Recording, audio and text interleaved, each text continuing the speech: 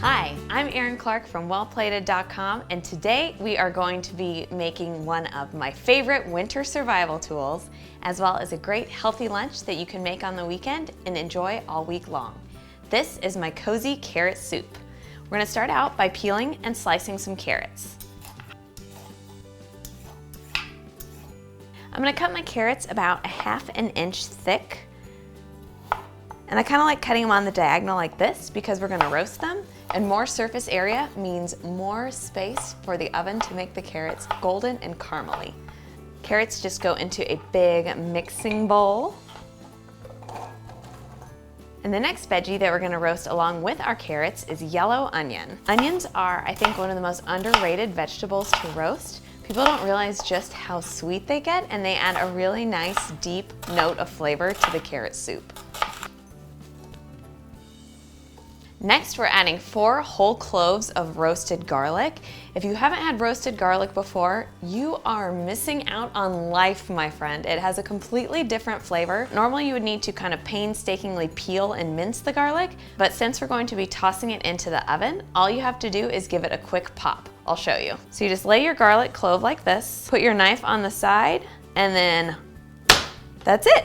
So that pops your garlic open so that the peel will come right off. Just toss it right in the bowl with the onions and the carrots.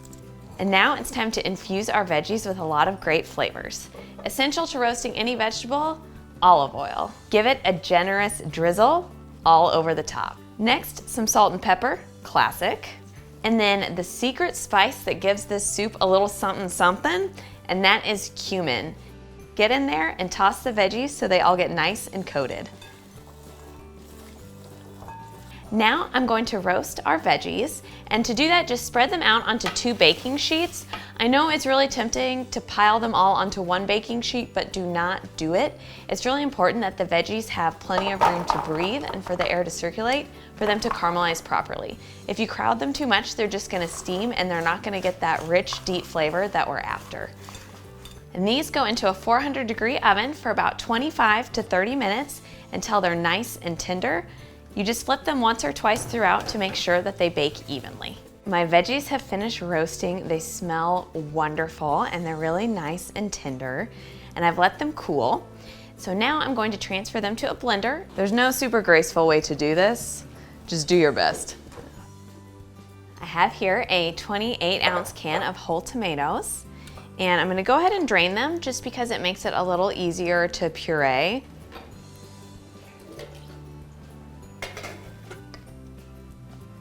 Lid on, press play.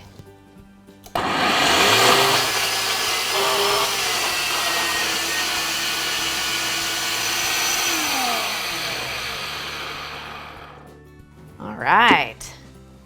So I'm gonna add it to my soup pot here, and then I am going to repeat with the remaining vegetables and tomatoes.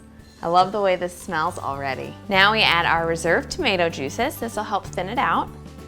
And then an optional ingredient that I like to add because it makes the soup extra rich and creamy is Greek yogurt. So I'm gonna add a 1/2 cup. And then one more ingredient, some dried basil. So now we're going to cook this and let it simmer for about 10 minutes so that the flavors can all marry and the soup will get even thicker and a little richer too. My soup has been simmering for about 10 minutes. I have just a few last things to top it off, starting with fresh basil. A really easy way to chop your basil is to roll it up just like this and then cut it into thin slices.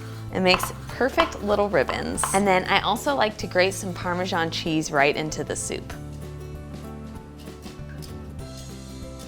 So now I just need to serve it up.